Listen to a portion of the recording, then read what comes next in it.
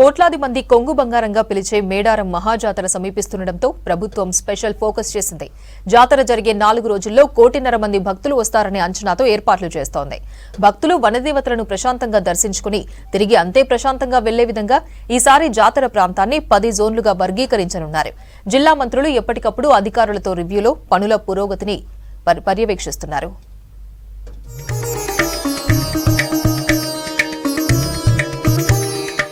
Asia ఖండంలోనే అతిపెద్దదైన Medaram గిరిజన జాతర సమీపిస్తోంది. ములుగు జిల్లా తాడ్వాయి మండలం మేడారంలో 2 ఏళ్లకొకసారి జరిగే జాతర వచ్చే నెల 21న ప్రారంభమై 4 రోజుల పాటు జరగనుంది. 21వ తేదీన సారలమ్మ, పగిడిద్దరాజు, గోవిందరాజును గద్దెకు తీసుకొస్తారు. 22వ తేదీన సమ్మక్క దేవతను గద్దెకు తీసుకొస్తారు. 23వ తేదీన భక్తులు మొక్కులు తీర్చుకుంటారు.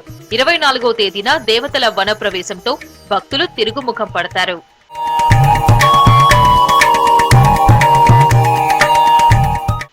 రాష్ట్రంలో అధికారంలోకి కాంగ్రెస్ పార్టీ వచ్చిన తర్వాత తొలిసారి జరుగుతున్న జాతర కావడంతో ప్రతిష్టాత్మకంగా తీసుకున్నారు. మరోవైపు స్థానిక ఎమ్మెల్యే సీతక్క, జిల్లాకు చెందిన మరో ఎమ్మెల్యే కొండా సురేఖ మంత్రుల హోదాలో మొదటి జాతర నిర్వహించనున్నారు. ఎంతో ప్రతిష్టాత్మకమైన సమ్మక్క సారలమ్మ జాతర నిర్వహణ కోసం రాష్ట్ర ప్రభుత్వం ఇప్పటికే 75 కోట్లను విడుదల చేసింది. దేశంలో అత్యధిక భక్తులు సందర్శించే ఈ జాతర నిర్వహణపై ప్రభుత్వం ప్రత్యేక శ్రద్ధ తీసుకుంటుంది.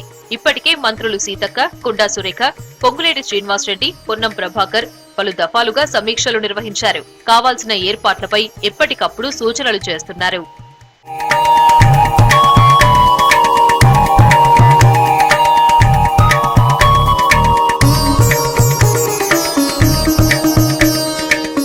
ఈసారి జాతరకు ములుగు జిల్లాతో పాటు భూపాలపల్లి, వరంగల్, హనుమకొండ కలెక్టర్లకు బాధ్యతలు అప్పగించారు.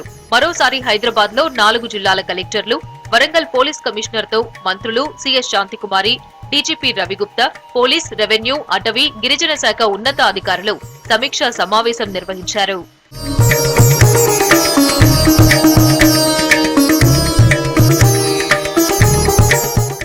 వనదేవతలను ప్రశాంతంగా దర్శించుకుని తిరిగి అంతే ప్రశాంతంగా వెళ్లే విధంగా ఈసారి జాతర ప్రాంతాన్ని 10 జోన్లుగా వర్గీకరించాలని నిర్ణయించారు. భక్తులకు స్నానాల ఘట్టాల వద్ద ఎటువంటి ఇబ్బంది లేకుండా చూడాలని, జంపన్నవాగులో నీరు పరిశుభ్రంగా ఉండేలా చర్యలు తీసుకునేందుకు ఎప్పటికప్పుడు వ్యర్థాలను తొలగించాలని అధికారులను మంత్రులు ఆదేశించారు.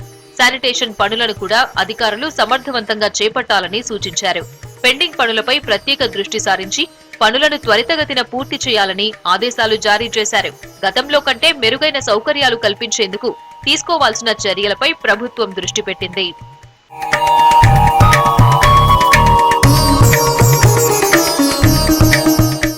ట్రాఫిక్ జామ్, రూట్ క్లియరెన్స్ కోసం ప్రత్యేక నోడల్ అధికారులను నియమించాలని నిర్ణయించారు. ఎలాంటి ఇబ్బందులు లేకుండా సమ్మక్క సారలమ్మ జాతర విజయవంతం చేసేందుకు ప్రత్యేక ప్రణాళిక రూపొందించనున్నారు. ఈసారి జాతరకు 1,50,00,000 మంది భక్తులు వచ్చే అవకాశం ఉందని అంచనా వేశారు. మరోవైపు మహాలక్ష్మి పథకం ద్వారా మహిళా భక్తుల రద్దీ కూడా భారీగా పెరిగే అవకాశం ఉందని అంచనా వేస్తున్నారు. వచ్చే భక్తుల రద్దీకి అనుగుణంగా ఈసారి 6,000 ఆర్టీసీ బస్సులు నడిపించాలని నిర్ణయించారు.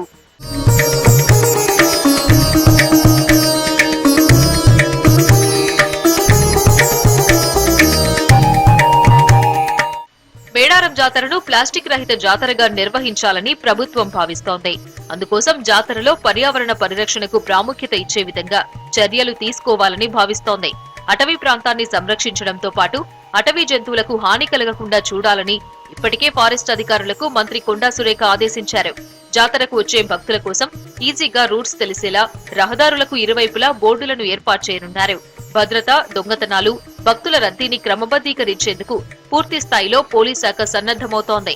నిరంతర విద్యుత్ సరఫరా ఉండేలా చర్యలు తీసుకోవాలని విద్యుత్ అధికారులను ఆదేశించారు.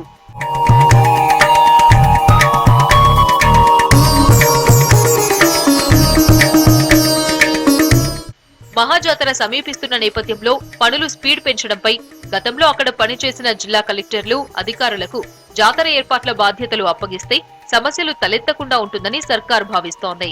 గతంలో సమర్థవంతంగా పనిచేసిన అధికారుల జాబితాను సిద్ధం చేసి సేవలు వినియోగించేందుకు కసరత్తు జరుగుతోంది.